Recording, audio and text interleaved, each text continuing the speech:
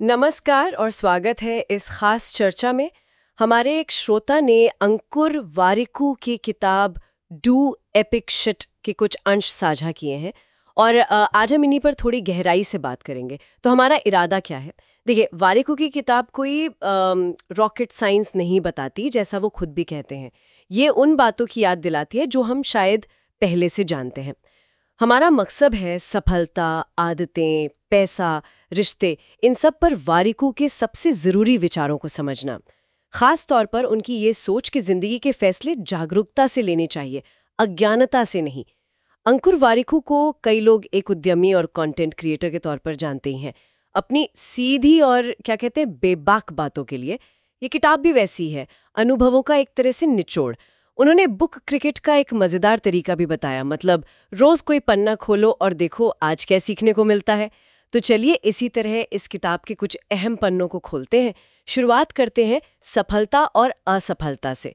वारिकू का नज़रिया यहाँ थोड़ा अलग सा है। वो कहते हैं उनकी सफलता का रिश्ता उनकी असफलताओं से गहरा है। किताब शुरू ही होती है इस बात से कि वो अपनी असफलताओं के शुक्रगुजार हैं। सफलता का मतलब दुनिया की नज़र में सफल होना नहीं, बल्कि खुद के लिए इसके मायने तय करना है। हाँ, और उनकी ये बात सोचने पर मजबूर करती है, 1 साल बाद काश मैंने आज शुरू कर दिया होता है। ये टालम टोल पर सीधी चोट है ना? या फिर आप वो हैं जो आप करते हैं, ना कि वो जो आप कहते हैं कि आप करेंगे। मतलब सिर्फ बातें नहीं, काम मायने रखता है। हाँ, और यहीं पर वो आत्म जागरूकता वाली बात आती है जिस पर आपने शुरू में इशारा किया था। समाज ने उन सफलता असफलता के पैमाने बना दिए हैं। अच्छी नौकरी मिल गई तो सफल, पड़ोसी से कम सैलरी तो असफल, 25 तक शादी तो ठीक, 30 में तलाक तो बुरा। वारिकू कहते हैं इन बाहरी पैमानों को छोड़कर अपने पैमाने बनाने होंगे। असली सफलता बाहरी दुनिया में नहीं, आपके अपने अंदर है, खुद के साथ आपके रिश्ते में है। ये एक ज़रूरी बदलाव है सोच में। और असफलता की बात करें तो उन्होंने अपनी फेलियर रिज्यूमे भी साझा की है। मतलब कि एक ऐसी लिस्ट जहां वो अपनी नाकामयाबियों को लिखते हैं, जैसे लोग उपलब्धियों को सीवी में लिखते हैं। हाँ, वो काफ़ी दिलचस्प है। आईआईटी में फेल होना, पीएचडी बीच में छोड़ना, कंपनियों से रिजेक्ट होना, स्टार्टअप से निकाला जाना, पैसों की तंगी झेलना, यहां तक कि पत्नी के गहने बेचना पड़ा उन्हें। ये सब खुलकर लिखा है उन्होंने। ये हिम्मत की बात है वाकई। सही कहा। और यहां सीखने वाली बात ये नहीं कि वो असफल हुए, बल्कि ये कि उन असफलताओं पर सोच विचार करना, वही उनकी सबसे बड़ी सीख बनी।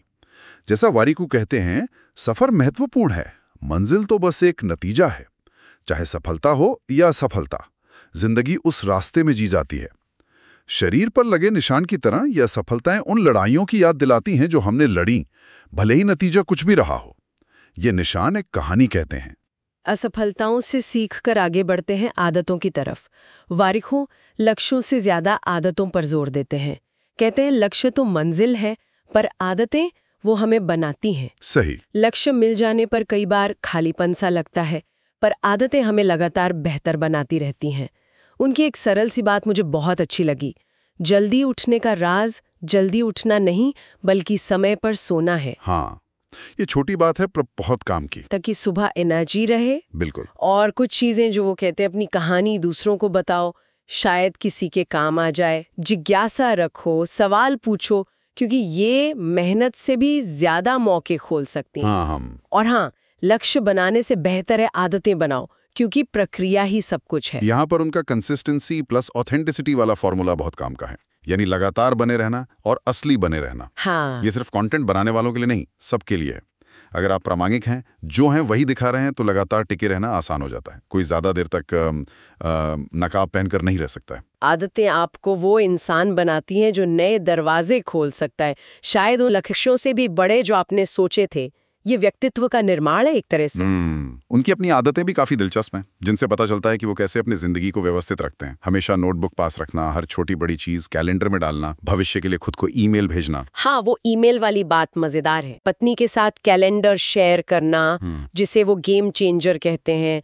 दोपहर की छोटी झपकी, काम के लिए सही माहौल बनाना और सेंसरी हुक्स का इस्तेमाल करना। हाँ, सेंसरी हुक्स यानी ऐसी छोटी चीजें जो हमारी इंद्रियों को छूकर हमें कुछ याद दिलाएं या करने को प्रेरित करें। जैसे पढ़ने वाली किताब को सामने रखना ताकि नजर पड़ती रहे। अच्छा। या अलार्म टोन में कोई पसंदीदा गाना लगाना।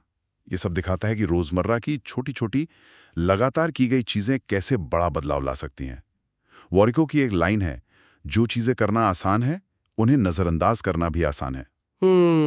सही। असली खेल इन आसान चीजों को लगातार करने में है। और ये लगातार करना, ये चुनाव करना, ये सब जुड़ता है जागरूकता से, जो शायद वारिको के बातों का केंद्र बिंदु है। उनकी सबसे बड़ी सलाह यही है, जीवन के फैसले जागरूकता से लो, अज्ञानता से नहीं। दिलचस्प बात यह है कि वो कहते हैं कि उनके बड़े फैसले जैसे पीएचडी छोड़ना, वो नतीजे के भरोसे पर नहीं लिए गए, बल्कि इस जागरूकता पर लिए गए कि मौजूदा हालात में रहना सही नहीं है। ये बात बहुत गहरी है। हाँ, क्योंकि हम अक्सर दूसरों की सोच के हिसाब से जीते हैं। लोग क्या सोचेंगे? वारिको सीधे पूछते हैं, हम किसकी जिंदगी जी रहे हैं? और इस चक्कर में हम इमोशनल डेट यानी भावनात्मक कर्ज इकट्ठा कर लेते हैं। भावनात्मक कर्ज? हाँ, मतलब वो अनकही बातें, वो अधूरी भावनाएं, जैसे माता पिता को प्यार न जताना या किसी दोस्त से वक्त पर माफी न मांगना। वारिको कहते हैं ये पैसे के कर्ज से ज्यादा खतरनाक हो सकता है। बाप रे। और ये सब जुड़ा है हमारे आत्ममूल्य से, सेल्फ वर्थ से, जो इस बात पर निर्भर करता है कि हम अकेले में खुद से क्या बातें करते हैं। हमारी अंदरूनी कहानी हमारी हकीकत बन जाती है। मुश्किल फैसलों के लिए उनका एक मॉडल भी है जो बड़ा सीधा सा है। पहले पूछो सबसे बुरा क्या हो सकता है, फिर उसे महसूस करो, और फिर पूछो क्या मैं इसके बाद भी ठीक रहूंगा, मतलब मानसिक, सामाजिक, आर्थिक रूप से। अगर जवाब हाँ है तो कर गुजरो। बिल्कुल, बहुत प्रैक्टिकल तरीका है ये। और इसी जागरूकता से जुड़ी कुछ और बातें भी हैं, जैसे असली होना ही आपकी सबसे बड़ी ताकत है, क्योंकि आपकी नकल कोई नहीं कर सकता। सही। जानना काफी नहीं, करना जरूरी है। दूसरों से तुलना बेकार है, तुलना करनी है तो अपने बीते हुए कल से करो। आसान नहीं, सही रास्ता चुनो। और कॉलेज का मकसद सिर्फ नौकरी नहीं, खुद को खोजना है। और हाँ, सवाल पूछने की हिम्मत। अगर आप पूछते नहीं तो जवाब हमेशा नहीं होता है। बिल्कुल। वारुकू कहते हैं कि हम कभी फंसे नहीं होते, विकल्प हमेशा होते हैं, बस हम चुनने से डरते हैं। इसलिए जोखिम लेना बाद में पछताने से बेहतर है। डर रोकता है, आलस नहीं। ये जागरूकता सिर्फ जीवन के बड़े फैसलों या रिश्तों तक ही सीमित नहीं है। वारुकू मानते हैं कि पैसे को लेकर भी हमें बहुत जागरूक होने की जरूरत है, खासकर अपने अनुभवों और गलतियों से सीखकर। हाँ, पैसे वाला हिस्सा काफी खुलकर लिखा है उन्होंने। बताते हैं कि बचपन में पैसे की कमी देखी तो पैसे से नफरत सी हो गई, उसका सम्मान करना नहीं सीखा और इस वजह से बहुत गलतियां की। उनकी गलतियों को अगर संक्षेप में देखें तो कई पैटर्न दिखते हैं। लोन से जुड़ी गलतियां, जैसे बिना सोचे समझे रियल एस्टेट में निवेश। हाँ, वो एक बड़ी गलती थी। रिटर्न का सही हिसाब न लगाना, टैक्स और महंगाई को नजरअंदाज करना, अतिरिक्त पैसे को लोन चुकाने के बजाय ज्यादा जोखिम वाले स्टार्टअप में लगाना। लिक्विडिटी की कमी। हाँ, लिक्विडिटी की कमी यानी जरूरत पड़ने पर पैसा आसानी से न निकाल पाना, क्योंकि ज्यादातर पैसा स्टार्टअप या रियल एस्टेट जैसी चीजों में फंसा था। और भविष्य की कमाई के भरोसे पर आज ज्यादा खर्च कर देना। ये गलतियां आम हैं, पर इनसे सीखे सबक ज्यादा महत्वपूर्ण है। जैसे रिटर्न हमेशा टैक्स और महंगाई काट कर देखो। अच्छा, कंपाउंडिंग को काम करने के लिए वक्त दो, बहुत सारा वक्त। निवेश में लिक्विडिटी जरूरी है, सही कीमत का इंतजार करो। अपनी जवानी में खर्च कम, निवेश ज्यादा करो। लोन सिर्फ जरूरत की चीजों या एसेट बनाने के लिए लो। हर तरह के एसेट को समझो, स्टॉक, सोना, रियल एस्टेट। और सबसे बड़ी सीख, पैसा आजादी खरीदता है, सामान नहीं। इस मामले में वो रॉबर्ट कियोसाकी, मॉर्गन हाउसल और नवल रविकांत जैसे लोगों के विचारों का भी जिक्र करते हैं। हाँ बिल्कुल, और उद्यमिता पर भी उनके विचार काफी जमीनी है। वो साफ कहते हैं कि बहुत मुश्किल है, इसलिए अपना क्यों हमेशा याद रखो, शुरू क्यों किया था। हाँ, वो क्यों बहुत जरूरी है। टीम बनाने में भरोसा सबसे अहम है। हायरिंग में रवैया, एटीट्यूड अनुभव से ज्यादा जरूरी है।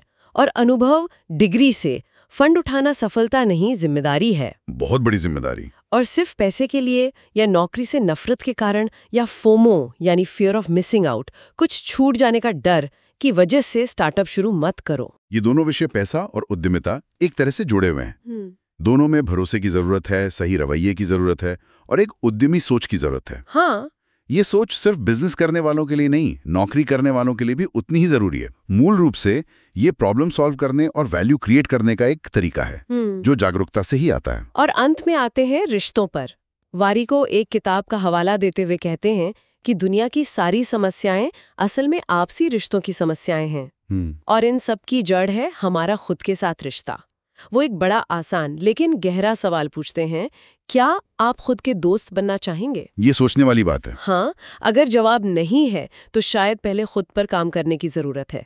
रिश्तों को लेकर उनकी कुछ और बातें भी सोचने लायक हैं, जैसे हमें अपने परिवार से मिले मनोवैज्ञानिक असर को ठीक करने की जरूरत हो सकती है। किसी के लिए मन में गांठ रखना खुद को ज्यादा चोट पहुंचाता है। बिल्कुल। गलतफहमी ज्यादातर झगड़ों की जड़ है, इसलिए खुलकर बात करना जरूरी है। सिर्फ थैंक यू बोलना और सच में शुक्रगुजार महसूस करना, इसमें फर्क है। और दयालु बनो, भले ही बदले में दर्द मिले, क्योंकि दयालु होना हमेशा सही चुनाव है अपने लिए। यहाँ उन्होंने सहानुभूति, सिंपैथी, समानुभूति, एम्पैथी और सम्मान, रिस्पेक्ट के बीच का फर्क भी समझाया है, जो काफी दिलचस्प है। हाँ, वो क्या था? उनके हिसाब से सम्मान सबसे ऊपर है, फिर समानुभूति, फिर सहानुभूति। सहानुभूति यानी मुझे तुम्हारे लिए बुरा लग रहा है। समानुभूति यानी मैं समझ सकता हूं तुम कैसा महसूस कर रहे हो। सम्मान यानी मैं तारीफ करता हूं कि तुम इस मुश्किल को कैसे संभाल रहे हो। अच्छा, ये फर्क महत्वपूर्ण है। हाँ, वो ये भी कहते हैं कि जब हम किसी की सच्चाई या कमजोरी बताने की हिम्मत की कदर नहीं करते तो हम अनजाने में झूठ को बढ़ावा देते हैं। सच्चा सम्मान किसी को अच्छी तरह जानने के बाद भी बना रहता है। और हाँ, उन रिश्तों से दूरी बनाओ जो आपकी ऊर्जा चूसते हैं। Energy vampires. बिल्कुल, हम दूसरों से वैसा ही बर्ताव करते हैं जैसा हम अनजाने में खुद से करते हैं। एक और दिलचस्प बात, वो इस आम कहावत को चुनौती देते हैं कि हम उन 5 लोगों का औसत है जिनके साथ हम सबसे ज्यादा वक्त बिताते हैं। हाँ, ये मैंने भी पढ़ा। वो कहते हैं नहीं, हम उन 5 विचारों का औसत है जिन पर हम सबसे ज्यादा सोचते हैं। विचारों का औसत? हाँ, और ये विचार कहीं से भी आ सकते हैं, सोशल मीडिया, किताबें, पॉडकास्ट। इसलिए अपने विचारों के स्रोत, अपने इनपुट को ध्यान से चुनना बहुत जरूरी है। बिल्कुल, अपने दिमाग में क्या जाने दे रहे हैं, इस पर ध्यान देना। वारिकू अपने माता पिता से सीखे सबक भी बताते हैं, जो रिश्तों के मूल्यों को ही दिखाते हैं, जैसे जोखिम लेने की हिम्मत, समानुभूति, रोज काम पर आना यानी कमिटमेंट, विनम्रता, खुद पर यकीन, आचरण से सम्मान कमाना, मुश्किलों में टिके रहना।